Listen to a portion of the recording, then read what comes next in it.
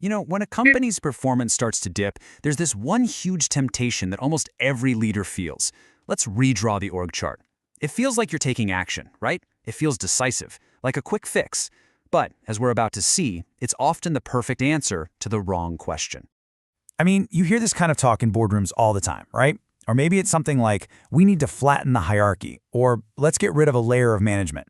And the big one these days is deciding almost overnight that the entire company is just going to become agile. I'm guessing it does. And the problem is, these phrases are usually the start of a really long, really painful, and ultimately pretty useless process. And why is that? Well, because they jump straight to the solution without ever stopping to figure out what's actually broken. And look, this is the absolute key to this whole explainer. The real problems that hold a company back, they almost never live inside those neat little boxes on an org chart. Nope, they live in the messy, complicated white space between the boxes, in how decisions get made, how info flows, and how people are supposed to work together. Just shuffling the boxes around doesn't fix any of that deep-seated stuff. So, here's what we're going to do today. We're going to break down why this keeps happening, and, more importantly, how to get it right. We'll start by looking at the 5 biggest mistakes leaders fall for, and then we'll shift gears into a much smarter approach, using a really powerful framework to test any new design before you go all in. So, let's kick things off with what usually goes wrong. Just jumping into a restructure without really thinking through the risks is, well, it's a recipe for disaster. So here are the 5 most common, most critical mistakes leaders make over and over again. The first pitfall is a big one. It's all about your strategy. This is such a classic trap. Sure, a new structure might make you more efficient, but if your basic strategy is off, all you're doing is getting better and faster at running full speed in the wrong direction. So step 1, before you even think about touching that org chart, is to be 100% sure your strategy is solid. All right, the second mistake, it happens right inside the leader's own mind. Look, a leader's intuition is incredibly valuable. No one is denying that. But redesigning an entire organization is not the time to just go with your gut. It really demands some deep analytical digging to find the root cause of the problem. And guess what? That cause is usually hiding in that white space we talked about, in things like unclear decision-making, broken processes, or just how teams actually collaborate or don't. Okay, let's move on to the third common mistake. It is so tempting to jump from a big strategic vision straight to drawing new lines and boxes. But there's this vital step in the middle that gets missed, defining the critical capabilities your organization needs to have to actually win. I mean, are you trying to build a company that's all about radical innovation? Or one that's built for super efficient, low-cost production? Your structure has to be designed to support those specific capabilities, whatever they are. Now for our fourth pitfall, and this is the one that is so often fatally underestimated. I don't care how logical or how beautiful your new org chart looks on paper. If it clashes with the informal organization, the values, the beliefs, the unwritten rules of how things really get done around here, it is going to fail, I promise you, every single time. The informal organization always wins.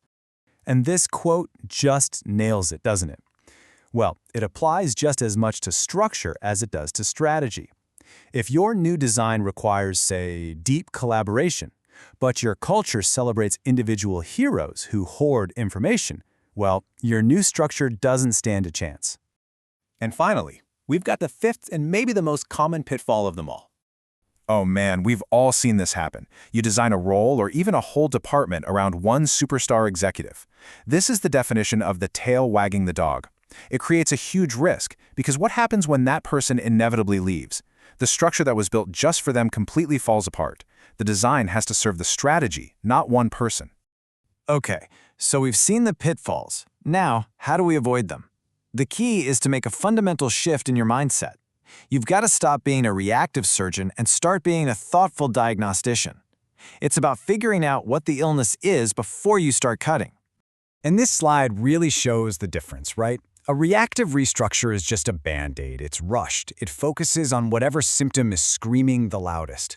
But a strategic design is holistic. It's proactive. It takes the time to dig deep and find the actual root cause before it even thinks about a solution.